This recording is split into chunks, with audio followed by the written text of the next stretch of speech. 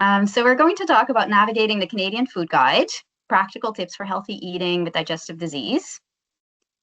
I'll first give a little bit of a background on the history of the Canada Food Guide, and then we will talk about the dietary guidelines for IBD and for celiac disease. And next we will talk about how we can implement the food guide.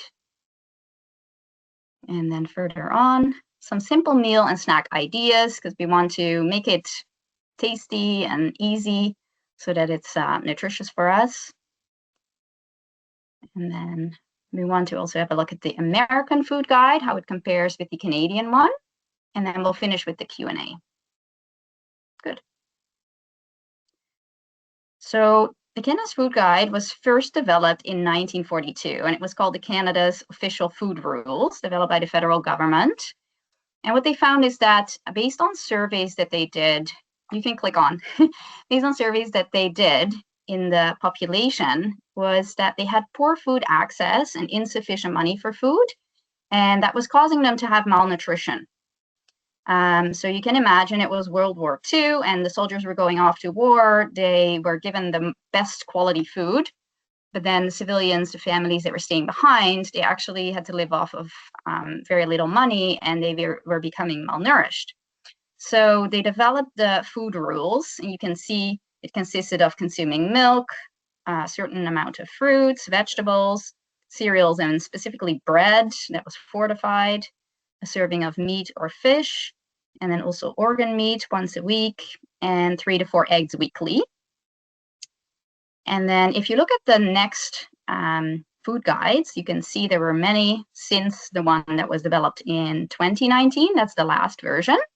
So in 2019, if you click on that, you can see instead of it being food groups with a certain amount of servings per food group recommended, they actually created a plate. And so they're now recommending a certain proportion of the plate of their overall food intake to be consisting of fruits and vegetables, of protein foods, and of whole grains. Click further. So the goal is to promote healthy eating and nutritional well-being, and they also want to support the Canadian food environment and decrease the risk of chronic disease. Next. These guidelines have to be simple, relevant, but they're also based on a robust amount of evidence that has been developed over the last years. And so it's definitely evidence-based to support chronic disease prevention and not likely to change in the next coming years. In terms of IBD dietary guidelines, they were developed in 2023, the latest ones by the European Society for Parenteral and Enteral Nutrition. And what they mainly focused on, the goal next was to prevent malnutrition. And so during a flare-up, what they recommended was to increase protein intake to 1.2 to 1.5 gram per kilogram per day, and also making sure that you're still maintaining your weight by consuming energy. Next. And later there was an update provided, and that recommended more to focus also on long-term health. So for that, they recommended a Mediterranean-style diet, so consuming more whole foods, and to reducing intake of these highly processed foods. And then we can also monitor the health status by looking at the signs and symptoms of the patient, how much weight loss they're having, are they having a low body weight overall, how is their body composition. We want to make sure that food intake is maintained, so they're consuming the same amount of food and that foods are not restricted, or they should be replaced with the same composition of foods. And we monitor also nutrient deficiencies in blood work. Next. In terms of celiac disease management, the only treatment we have right now is a lifelong strict gluten-free diet. And that, you can go on. That means eliminating wheat, rye, and barley, and also related grains. And there's also grains that have hidden gluten in them because they become contaminated during their growth or harvesting or transportation, such as oats, legumes, corn flour, and cornmeal. And in this box, you can see all the gluten-containing ingredients that you cannot have when you're on a strict gluten-free diet. On top of that, people with celiac disease have to avoid gluten cross-contact to make sure that there's no little amounts of gluten getting into the food that can and you're continue on the inflammation in the gut.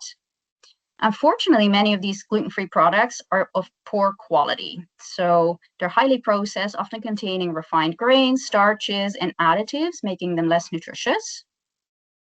Next. So it's very important to follow the food guide to ensure that you're having a good quality, high nutrient intake on the gluten-free diet. And if you want more information about how to follow the gluten-free diet, you can go to the website of Celiac Canada, and also the Mediterranean diet. Next. The Mediterranean diet has been associated with better quality diet and also preventing cardiometabolic disease. In our own celiac disease clinic, we have done a research study under the lead of Annika, and she conducted this questionnaire, 13 questions, on how to adhere to Canada's, to the Mediterranean style diet.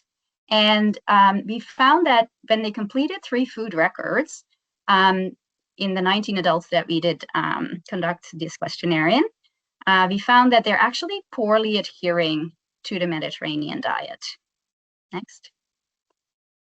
So none of the patients had a good adherence. The mean score was only 5 out of 13. So they would be well adherent if they had at least a score of 9. And olive oil, fruits, and legumes were actually the most difficult targets to meet on the diet. Also, we found that 50% of the patient wasn't able to meet the recommended amount of protein that was required to be healthy, as well as reaching fiber intakes. 85% were not meeting the recommended intakes for their age. Next. Now, Canada's food guide has 3 principles. The first principle is to eat mostly whole foods, so vegetables, fruits, whole grains, and protein foods. Among the protein foods, we want to mostly eat plant-based foods. Why is that? Because of the dietary fiber content has been associated with a lower risk of heart disease, colon cancer, and type 2 diabetes. Especially vegetables and fruit have been associated with a lower risk of heart disease, and nuts and soy protein have been associated with a decreased LDL cholesterol, which is the bad cholesterol that increases the risk of cardiovascular diseases. On top of that, the food guide also recommends incorporating cultural and traditional foods because they've been found to have a better nutritional composition. To get all your nutrients, what is recommended is to have 3 balanced meals and snacks per day, following this plate model. And sometimes we see in our practice that patients start skipping meals, which means then that they have maybe 2 main meals in a day. Sometimes that means that to be able to reach all the nutrients that they need in the day, that they're eating very large meals.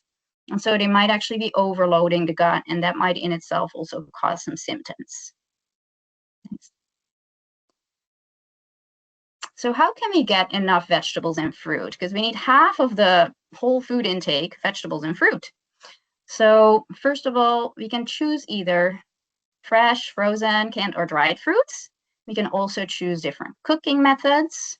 So whether you're eating them raw or you're boiling, steaming, microwaving, you can roast or bake the vegetables. You can even use, let's say, spinach or pumpkin puree in baking recipes. Next. And there are different textures that you can eat them in. You can keep them hard, raw, or like roasted is a hard texture. Soft, if you need to make sure that, for example, when you're having braces, that you're able to consume the fruits and vegetables. Or you can even puree them if you're not able to tolerate hard or soft food. And you can also eat smoothies. So if you have a difficulty reaching your caloric intake, you can also consume the smoothies in between meals to reach enough caloric intake. So if you need to increase protein, you can add extra milk, or you can add yogurt. Greek yogurt, for example, is very high in protein. And you can also dress your vegetables up to give them a different flavor so that different herbs, spices will make it a little bit different each time you're eating the same vegetable. Next. And then if you have leftovers, you can incorporate those in soups, in stews, in chili sauces. If you want, you can even cook them in a slow cooker, in a crock pot, for example. Or you can use leftovers in a wrap or in a cabbage roll. Then a quarter of the plate is supposed to be protein. So it doesn't only provide protein, it also contains zinc, phosphorus, or different nutrients. and besides the protein that these foods provide. So they're very important for us. Next. So we have plant-based proteins, for example, legumes. So here you can see multiple different types of legume products. For example, different kinds of lentils, edamame. You can buy those frozen or canned, like chickpeas. You can make hummus if you want. If you can buy them roasted so that they're a snack. Soy milk, so that can also be put in a milkshake or so. And tofu is an easy way for stir fries. Then the next protein food would be nuts or nut butters. So again, you can buy them just on their own or as a butter. And the next one, seeds. So those can also be consumed in either a bar or as a butter. Next. Then we have animal-based protein sources. Next. So dairy is one of them. So there's lots of different options. Either if you're lactose intolerant, you could just buy lactose-free milk, kefir, yogurt, cottage cheese, sour cream, and cheese. And then there's also eggs, fish, and seafood. They recommend to eat twice a week fish and seafood in the week. And then for meat, you can choose poultry or red meat, like lamb, goat, pork, beef, or game. Next. A quarter of the plate is supposed to be whole grains. Next. So I'm giving you here a long list of all different kinds of grains. And I've indicated with a GF if it's gluten-free or not. So you can see if you were to eat 1 cup of that grain, you would have to add a certain amount of water to it and then cook it for a certain amount of time. And then you can see what amount of volume of the amaranth, for example, you would end up having in the end. Next. So on this website, you can find more information and recipes if you like. There are also quicker options. So if you want breakfast cereals, bread, crackers, pasta, tortilla wrap, you don't really have to spend too much time cooking, preparing, soaking. So these are really fast. Next. You want to make sure that they're minimally processed. So trying to choose whole grain options with seeds added. If they're legume-based, then they have a better protein profile. And you can also increase the nutrient density by looking at the label and then choosing the ones that are higher in fiber, in protein, and lower in sugar. The second principle is to limit highly processed foods because they add additional salt, sugar, and saturated fat. Next. Over here, you can see the different degrees of processing of foods. At the top, we see unprocessed or minimally processed foods. So those are the foods that are whole. They have, they're naturally occurring. And then the second group would be processed culinary ingredients. So we might use them in our own kitchen, right, when we're doing baking or cooking. And then processed foods, those have been salted to help with the preservation. And then the ultra-processed foods, those have additives in them. So they might have emulsifiers, colorings, flavorings, etc. Next. Over here, you can see how ultra-processed foods contribute to our overall energy intake if we eat meals at home. So you can see the top row there. It shows you 42% of calories coming from ultra-processed foods. And the second bar shows you if you eat food at a restaurant, 60% of your calories will come from ultra-processed foods. So it definitely helps to cook more meals from home to make it more nutritious. Next. They have set particular cutoffs for salt, sugar, and saturated fat intake. So if you're reading the food label, you can pay attention to that. Next. So water is important as a drink of choice. Next. I'm giving you some tips on how you can make sure that you're drinking more water. So you can drink it hot or cold. If you're having difficulty finding time when to drink, drink it with your meals or even when you're eating out. Bring a water bottle with you. And you can make it more flavorful by adding fruits and herbs or even by carbonating the water. Next. So you can see a few different options how you can make it more flavorful. Next. Choosing healthy fats is important because these plant-based oils, they're high in unsaturated fats and they're low in saturated fat, which will help also to absorb fat-soluble vitamins. These fats are part of our cell membranes and sheaths around nerves. Next. If you choose extra virgin olive oil, which is part of the Mediterranean diet, this is high in polyphenols, which are antioxidants. They'll protect the cells. And even with 2 to 3 tablespoons per day, you can get significant benefit in reducing fat in the liver. Your liver enzymes, if they're elevated, you can help bring them down. Insulin resistance, LDL fat is also decreased, and triglyceride levels and other fat in the blood are improved. There's lots of different options for oils. Next. If you look at this table, starting at the bottom of the table, you see hazelnut. So you want to choose more of those oils with unsaturated fats. So the ones that are mostly yellow and dark blue, and lower in the saturated, the red fat. Next.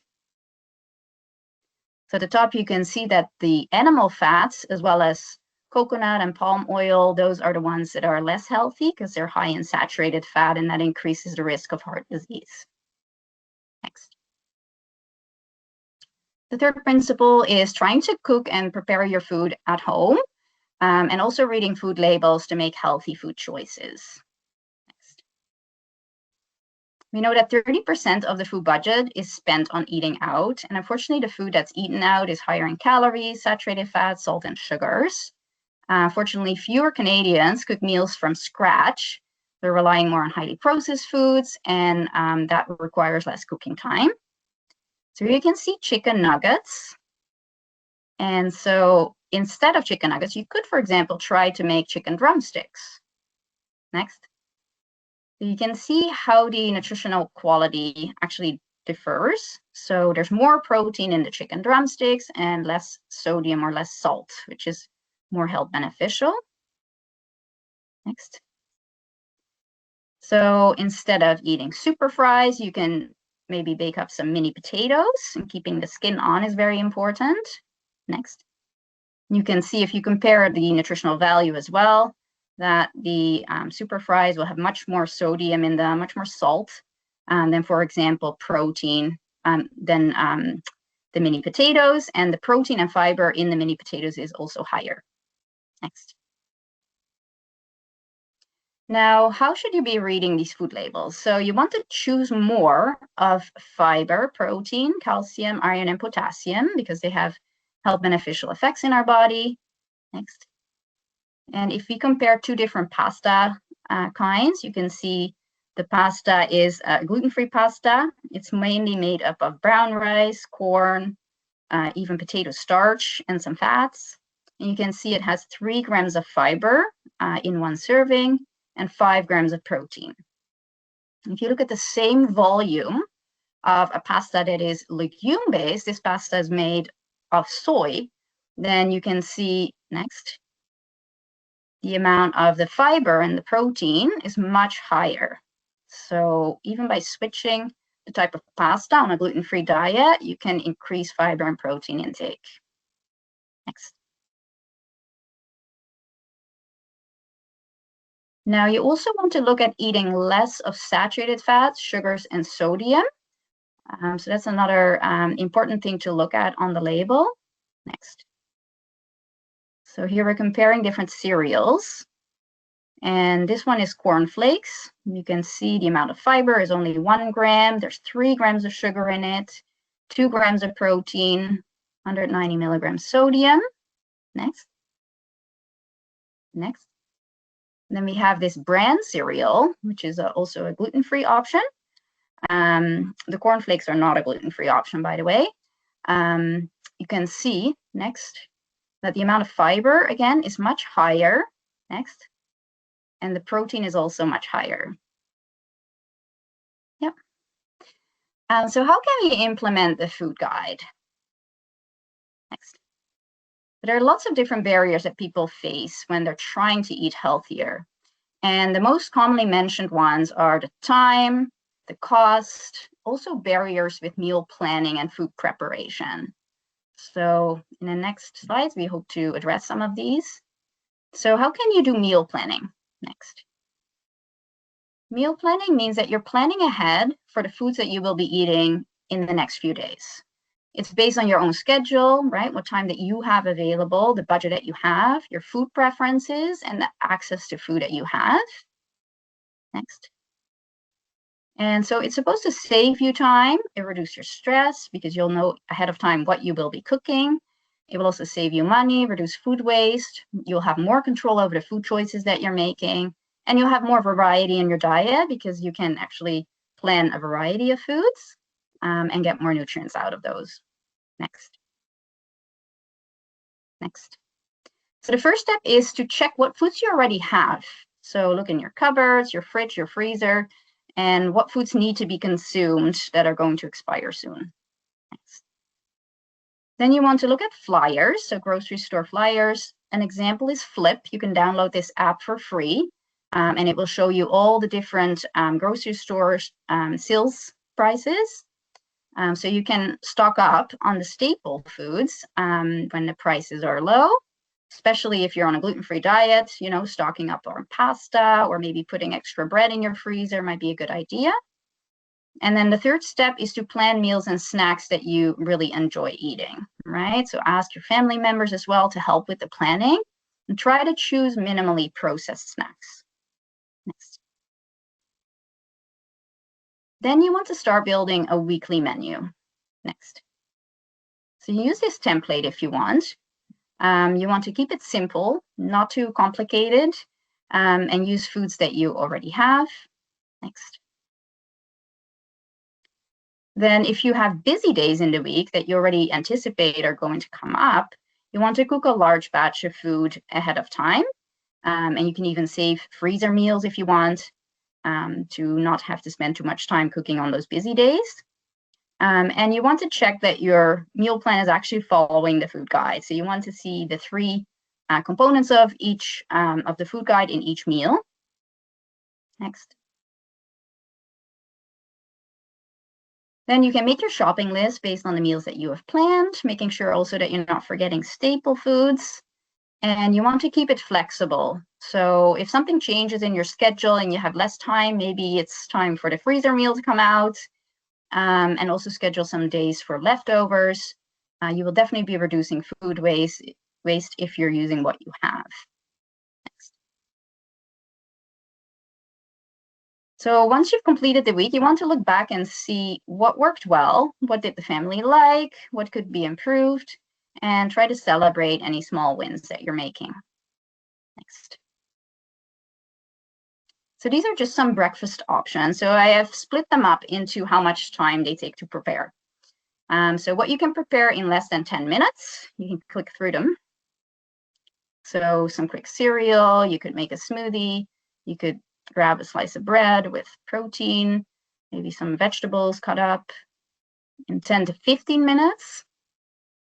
For example, you can cook some porridge or, fry up an egg that you put in your sandwich.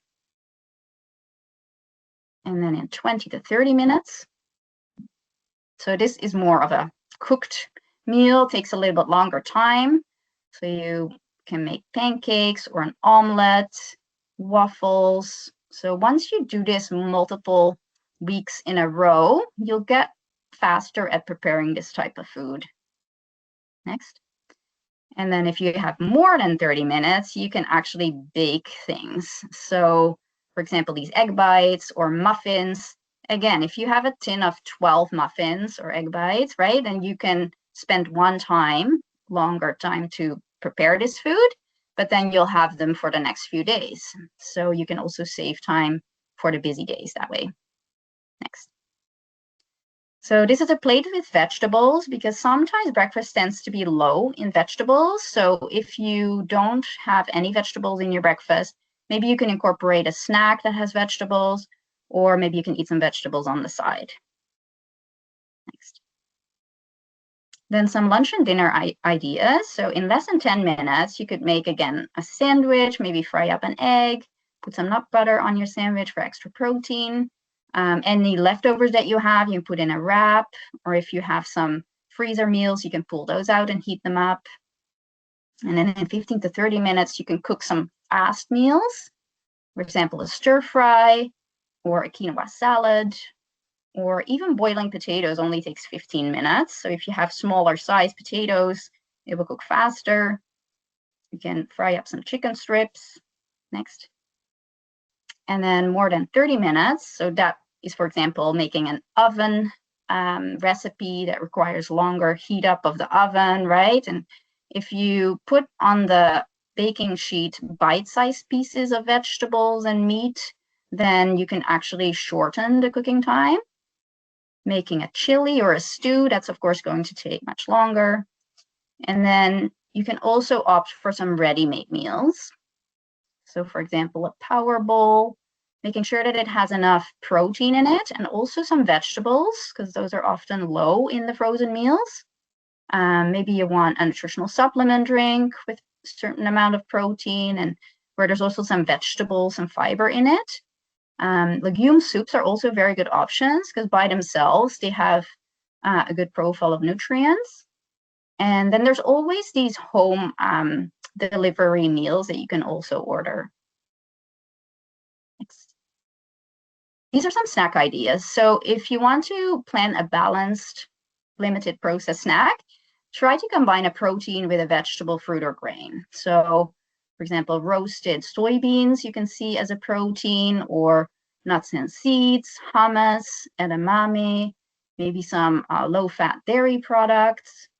And then you can combine it with either vegetables, dried fruit, or whole grain crackers. So there's lots of different options and you can combine in different ways. Mindful eating is another piece to the food guide. So mindful eating means that you are aware of your senses. So the sight of the food, the smell of the food, what does it sound like when you're eating it?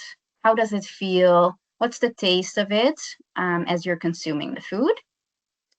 And next. There are different reasons of why we eat food. So it's also important to, before you start eating the food, to pay attention to what are my emotions? Why am I eating this food? Is it out of habit? Do I want to eat because I want to be distracted, I'm in pain, or I'm feeling tired? Or is it maybe because I'm in the environment where I'm looking at food and it just makes me hungry?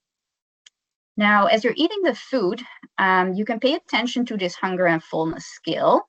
Next. So you want to start eating when your hunger level is at 3 or 4. So when you're feeling pretty hungry, your stomach is beginning to growl, you're beginning to feel hungry, that's 3 or 4. And then you want to stop eating when you reach level 5 or 6. So you don't want to feel completely full. You want to feel slightly full because it takes our body 20 minutes to register that the stomach is filling up and that you're full. Next.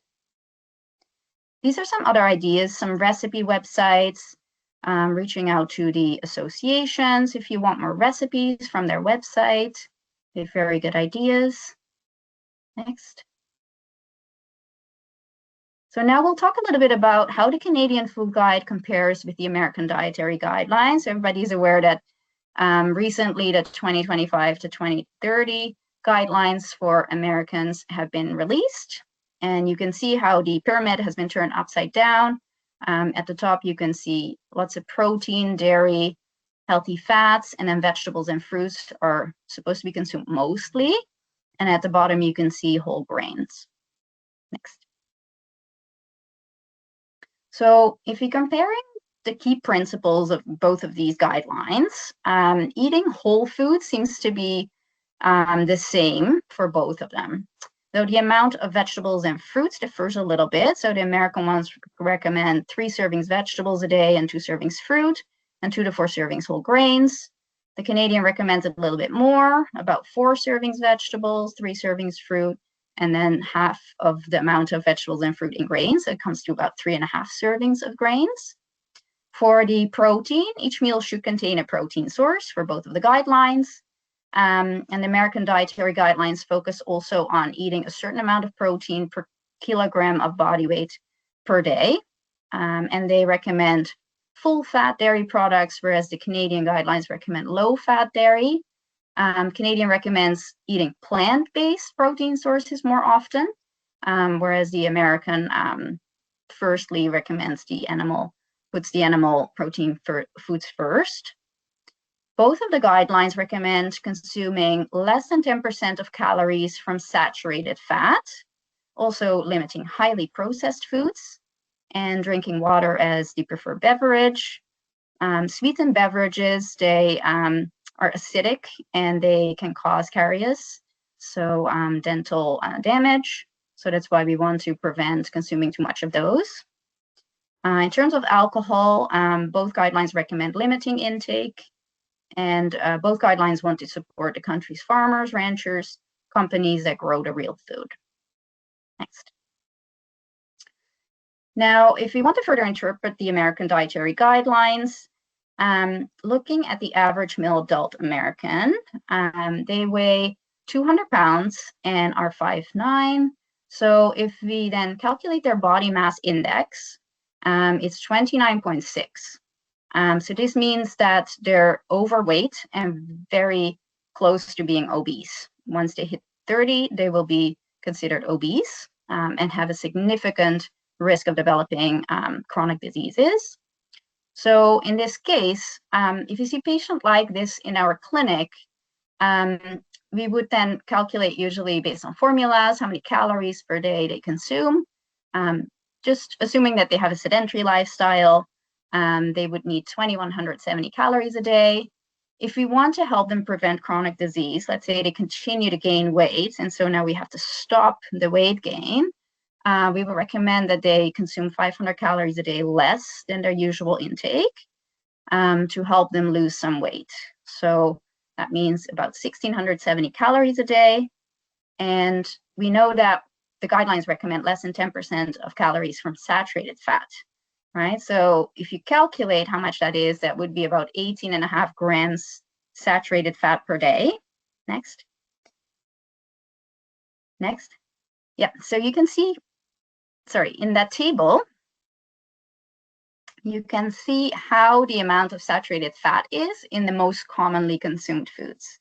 So looking at the gray bar, you can see the dairy products. So a cup of whole fat milk contains 5 grams of saturated fat.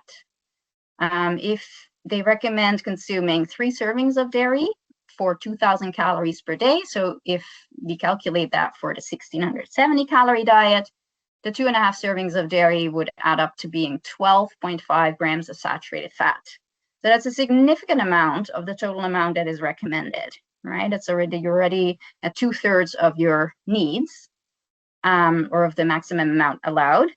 And then if you want to add a cooking fat, the guidelines for an American say that you can eat butter or you can eat beef tallow, but those are actually really high in saturated fat. So you can see even 1 tablespoon would already bring it above the total recommended amount for saturated fat.